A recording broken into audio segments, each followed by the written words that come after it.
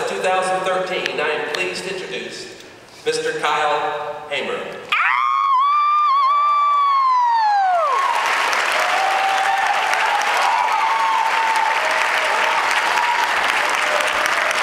Kyle's earliest years were spent traveling around the country with his family doing evangelistic work.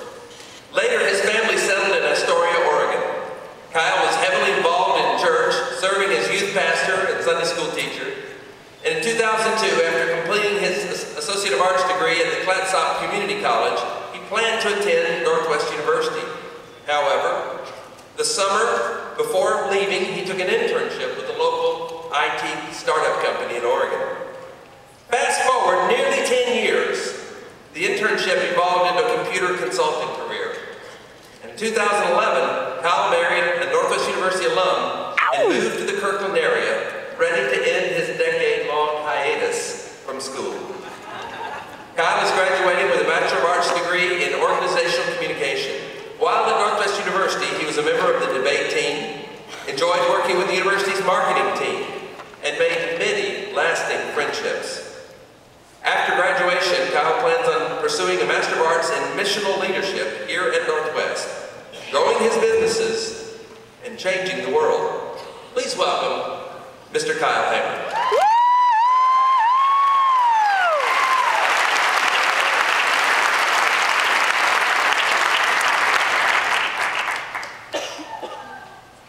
President Castleberry, faculty, staff, family, friends, alumni, distinguished guests, and most importantly, the reason we are all here today, the class of 2013.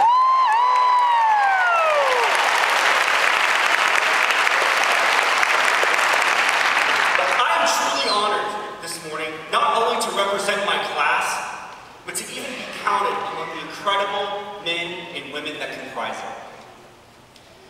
As moving towards graduation, I began to reminisce, and I vividly remember my first day of class at Northwest. It was a bright August morning in 2011, walking into Dr. Emery's Old Testament class. I looked around, and it dawned on me as I sat down, the last time that I was a college student, my classmates were in the 5th and 6th grade. Later that semester, one classmate commented, "You're old, right?"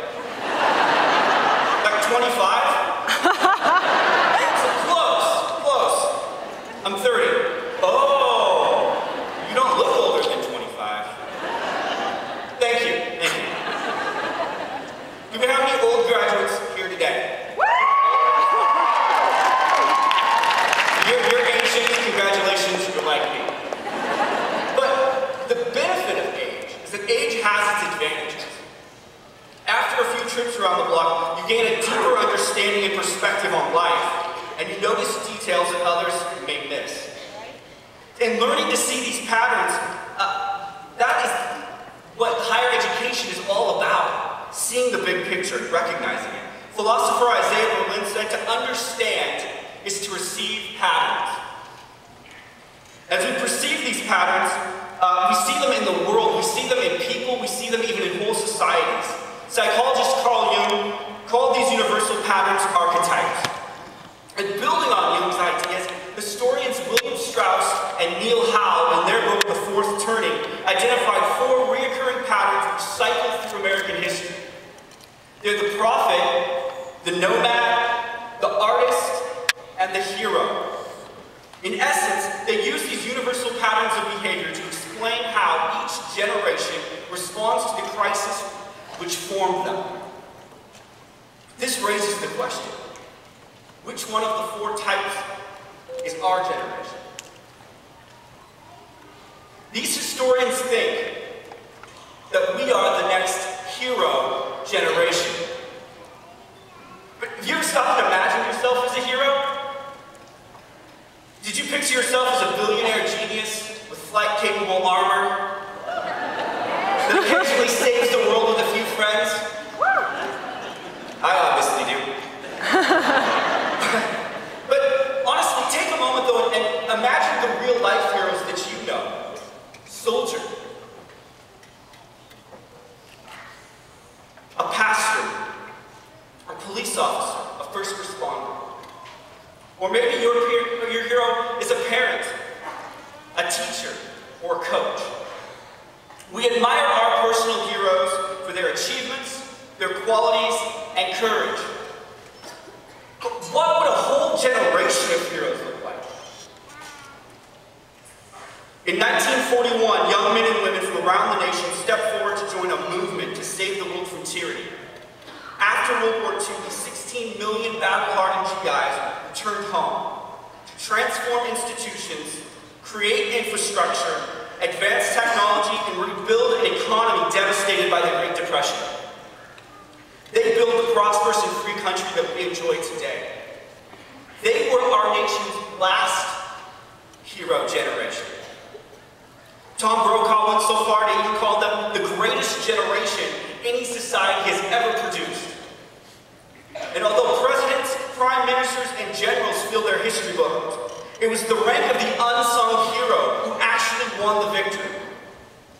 Men like my grandfather, Robert Gunderson, who served on the USS Kindred in the Mediterranean, or thousands of Rosie the Riveters, who worked in factories building ships and tanks and planes, or the code breakers who worked in secret to decipher the German Enigma machine. They taught us, they showed us what a true hero generation looks like. Today, the class of 2013 enters the next season of life at a pivotal point in history. We face economic hardship, cultural challenges, and global threats. And the question is, can we live up to our predecessors' example? Could we attain such a level of greatness ourselves? According to Strauss and Howe, we are similar to the greatest generation because when it's all said and done, they predict that we will have a shared commitment to cooperative action, developed economic resources, and advanced technology to transform society as never before. Today's graduating college students will go on to reclaim broken institutions, redefine social activism, and revive civic engagement. They're talking about you. If their assessment is right, though, I believe our class is poised to lead this heroic generation because we have been forged in preparation and called for such a purpose. On January 15, 2009, U.S. Airways Flight 1549, during its initial climb out of New York's LaGuardia Airport, hit a flock of geese, disabling the Airbus A320. The pilot suddenly realized that in order to save the lives of his 150 passengers, he had to attempt to land the jet on the Hudson River. And that's just not something you can go out and practice. In the midst of this crisis, his years of experience and training kicked into gear, and the water landing was a success. Not a single passenger suffered serious harm. On that day, Captain Sully Sullenberger became a national hero. In an interview, Sullenberger said, "For 42 years, I've been making small, regular deposits in my bank of experience, education, and training. And on the day of the accident, my balance was sufficient that I can make a very large withdrawal." You, like Sully, will be required to make a withdrawal from that bank. And when you do, you will prove yourself a heroic generation. Because not only are we forged in preparation, we've been called to use it. During my time at NU, I have witnessed this calling in my classmates' heart of service. Whether it's Lighthouse, who's gone out weekly to the streets of Seattle ministering to the homeless, a social venture group in the business school who designed a music therapy program for autistic children, or in the fight against human trafficking this year, Embargo led our student body in raising $18,000.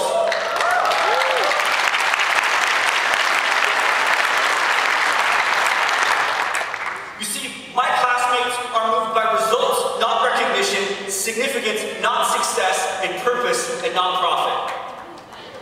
They understand that to be a hero is someone who's giving his or her life for something bigger than oneself.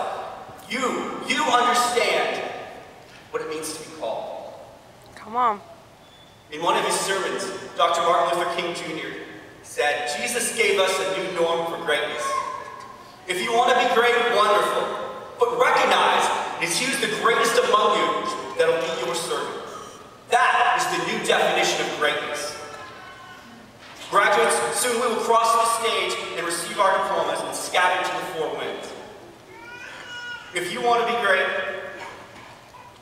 then as we go, we must remember that greatness of a generation is measured in its capacity to serve. Let us put into practice the lessons that we've learned these last 4 years and always cherish the memories that we have shared. When we return for our class reunion in 25 years, we will be able to look back and say, yes, we were a great generation. Yes, we lived a life of service. Yes, we were heroic. Finally, let me leave you with these words from our alma mater. Let light shine out from the great Northwest. Go tell the Savior's love.